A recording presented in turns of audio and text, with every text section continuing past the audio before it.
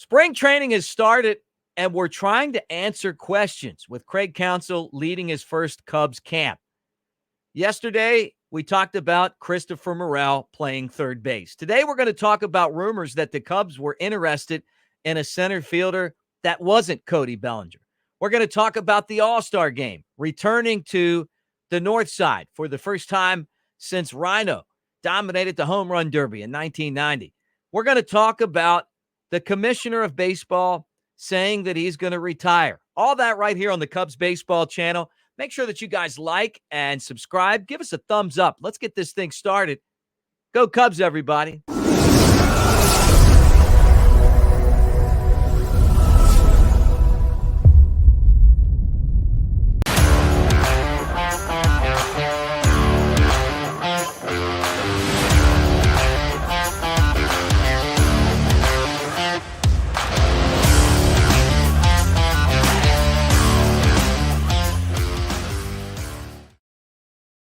What do you say, everybody? It's Mick Gillispie. Welcome to the Cubs Baseball channel. I'm at Broadcaster Mick on the socials, and it is great to talk to you guys today about the Northsiders as spring training has started and it's underway. It's a great time of year when you get to this point. Yesterday's video is one that you may want to swing back and check out. It's about Christopher Morel playing third base, the impact that may have on the Cubs roster, and signing Matt Chapman. Talked about in the video that I've heard from some scouts that they feel like Chapman's offense has digressed over the last couple of seasons. That may be why Toronto isn't so interested in re-signing him. But at the same time, the glove's been great. And some of you guys have got in the comment section and been like, no, he can still hit. I'm telling you, the numbers are still there. So one way or the other, Christopher Morel is a much cheaper option. And if he's able to put up the numbers that he did in his first full 2 seasons in those 221 games, power-wise, home runs and runs batted in, the Cubs might have found a very viable third base option. All right, let's get into today's topic. And I'm going to start right off the bat with the rumors that came out over the weekend that the Cubs may have been or might be interested in Gold Glove center fielder Michael A. Taylor, a guy that you know from his time with the Twins, with the Nationals, got some power. I never thought this made sense. And Patrick Mooney, our friend with The Athletic, came out and said that is not true. And here's why. First off, that's Pete Crow-Armstong. The Cubs, if it's not going to be Cody Bellinger, still have a lot of good, viable options in center field. Pete Crow-Armstong, I know he came up last year and did not perform with the bat. He has worked all offseason on that with Charles Kelly, working on making contact, hitting the ball. He's someone that I expect to make an impact for the Cubs at the plate this year, like we saw him do at every level of the minor leagues. Then you have the base running. Then you have the best defense in the minor leagues. Yeah, he won the award for the best defender in all of the minor leagues last year. Won a Gold Glove the year before, and then this past year he was the defender of the entire minor league. So he's going to be in the mix. You got Alexander Canario, who we saw for a cup of coffee last year, had the 6 RBI game. Didn't get a whole lot of consistent playing time, but he can play center. You're going to see him. Mike Tauchman can play center. You're going to see him. So if they don't sign Cody Bellinger, they still have 3 options in center field. So I just don't see where a veteran center fielder would be someone that you would want to bring in to this mix. And again, Patrick Mooney reporting from The Athletic that's not the case. So when I saw it, I thought, is this a signal that the Cubs are backing away from signing Cody Bellinger? But even if they didn't sign Cody Bellinger, I don't feel like signing Michael A. Taylor is a stopgap. And I think a lot of you guys feel the same way. If you're not going to get Bellinger, you might as well stick with the guys that you have on the roster and let them get used to playing and take advantage of their skill set. And who knows, maybe there's an all-star in the mix between Hollywood Pete and Canario. I mean, they've certainly been two guys who are top prospects. Pete Crow-Armstong traded in the Javi Baez deal. Canario traded in the Chris Bryant deal from the Mets and the Giants. These are guys you gave up really good players to get, and you need to find out if they're going to help you win. I thought this was great, and I'm excited about it because I think that we're looking at a big-time possibility here of having the All-Star Game back in Chicago, and it should be. Tom Ricketts, Crane Kenny, the Cubs front office went out and built back Wrigley Field. And remember, not too long ago, the infrastructure of Wrigley, the concrete had to be redone.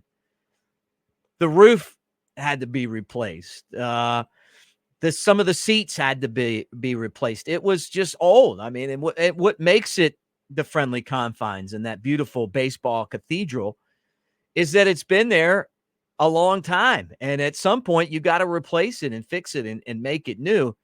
And unlike the White Sox, who have their hat open looking for a handout from the state of Illinois, the Cubs didn't get that. They did it with private financing. They didn't get the help from the government. It was the Ricketts family that raised the money to do it. And I think they deserve a lot of credit for not passing that on to the taxpayer. And the field looks great. The stadium still has the ambiance, but yet at the same time, it's new. And we even added a scoreboard in there. So it's time to come back. And I'm not talking about a hand-operated scoreboard. I mean the video board, even a mascot now, which we didn't have back in 1990. But it'd be great to see the All-Star Game come back to Wrigley. 2027, 2028, they're saying. And it would be the first time it's been there since 1990. Rhino won the Home Run Derby that year, 62, 47. And then the initial All-Star games were played in Chicago, which was, kind of a Chicago Tribune. You guys probably know this idea. Hey, let's do this. Let's see Babe Ruth play against the National League, right? And that's how it all started. And so ever since then, we've had one, and it started in the beautiful city of Chicago, and it's time for it to come back and be at Wrigley Field. So that's something that Rob Manfred announced the other day. And then the other thing that he announced, which really surprised me, is that 2029 is it. He's not going for another contract extension. His tenure as commissioner has definitely been very controversial. He hasn't always made the smartest statements. A lot of people feel like the way that he handled the Astros cheating scandal wasn't good enough, didn't help the game.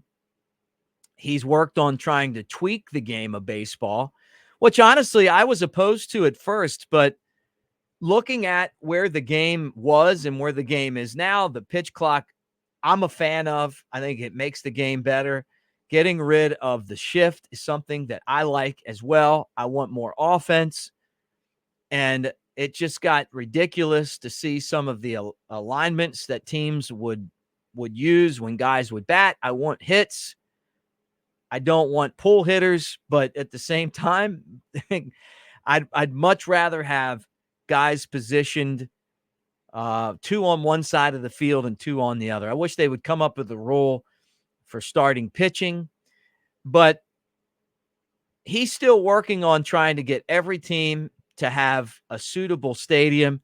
And something else that he's talked about is baseball expanding. And I think that's something that he's going to get done in a city to go along with Nashville. So I think Nashville, Tennessee will get a team, and then probably somewhere out west like Salt Lake or maybe Vancouver or Montreal, maybe even up in Canada. So we'll see what happens there. But I was surprised that he came out and said, hey, 2029, I'm out. So it tells you, I mean, it's 5 more years of Rob Manfred. And then who's next? And a lot of people didn't like Bud Selig until Rob Manfred got there. But it's a tough job. It really is. And what he's got to be able to do is help baseball become a force again and America's pastime. Baseball used to be by far the number one sport. Now it's definitely NFL football. I think us watching this love the game, but you know what I mean. They've got to figure out a way to get it to become more interesting to people across the country, not just in big league cities. And making it faster is one, maybe figuring out a way to make it more affordable would be another way, because it does feel like it's a game for the elite just because it's so expensive to play. I've got a godson who's on all the travel teams, really good player, and it's expensive. 5 uniforms and travel all over the place, and so that I'm sure takes some kids that would have grown up like me that didn't have those type of resources out of the picture for the game of baseball. All right, guys, that's what we have for today. I want you all to have a fantastic week. If something breaks, you know that you can come here and we will cover it. If not, we will be back tomorrow to talk some more baseball. If you're not part of the channel yet, please do like and subscribe. Share with your Cubs friends.